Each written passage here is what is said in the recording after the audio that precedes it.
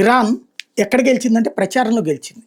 ఎలా అంటే యురేనియంని దాచేయగలిగింది అన్నట్టు. కానీ ఇజ్రాయెల్ ప్లేసెస్తో సహా చెప్పింది ఏ ప్లేస్లో వాళ్ళు దాచిపెట్టారు అన్నట్టు.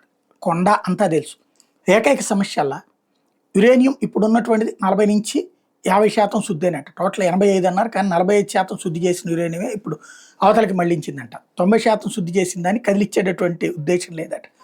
ఇప్పుడు అట్లాంటి సందర్భంలో ఏదైనా జరిగిందంటే గనక పెను సమస్య అవుతుంది. అంటే ఏంలే, ఒక బాంబు అటాక్ చేయడం పెద్ద కష్టం కాదు.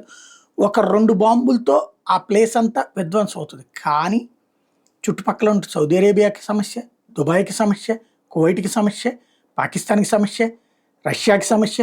రేడియేషన్ ఎక్కడ దాకా వెళ్తుందో ఎవరు చెప్పగలుగుతారు? అగ్నిపర్వతం బద్దలయ్యాక ఈ సెంటర్ వరకే ఆగాలి, ఈ సందు వరకే ఆగాలని ఎవరైనా చెప్పగలుగుతారా? తుఫాను ప్రారంభమయ్యాక నువ్వు ఆ దేశంలోనే ఉండు, ఆ రోడ్లోనే ఉండంటే ఎవరైనా చెప్పగలుగుతారా? అట్లాగే రేడియేషన్ అంతే ఉంటుంది. ఆ భయంతోనే ఇజ్రాయెల్ని అమెరికా ఆపిచ్చింది ప్రస్తుతానికి. ఇంకొకటి, ఇప్పట్లో అది బాంబు తయారు చేయగలిగే సీన్ లేదు. ఆ బాంబు తయారు చేయడానికి ఉన్నటువంటి ఎక్విప్మెంట్ సిస్టమ్స్ అన్నిటి డిస్ట్రాయ్ చేసేసింది ఇజ్రాయెల్. కాబట్టి ఇంకో 25 ఏళ్ళు పెట్టిన 15 ఏళ్ళు పడుతుంది, 10-15 ఏళ్ళు, కనీసం 10 ఏళ్ళు అయితే పడుతుంది. ఇరాన్ దగ్గర ఆర్థిక శక్తి అయితే ఉంది కాబట్టి మళ్ళీ సమకూర్చుకోగలదు, టైం తీసుకుంటుంది. ఈ టైంలోపు అక్కడి నుంచి యురేనియం లేపుకెళ్ళడమా లేకపోతే ఏం చేస్తుంది అనేదే వీళ్ళ దగ్గర ఉన్నటువంటి పాయింట్.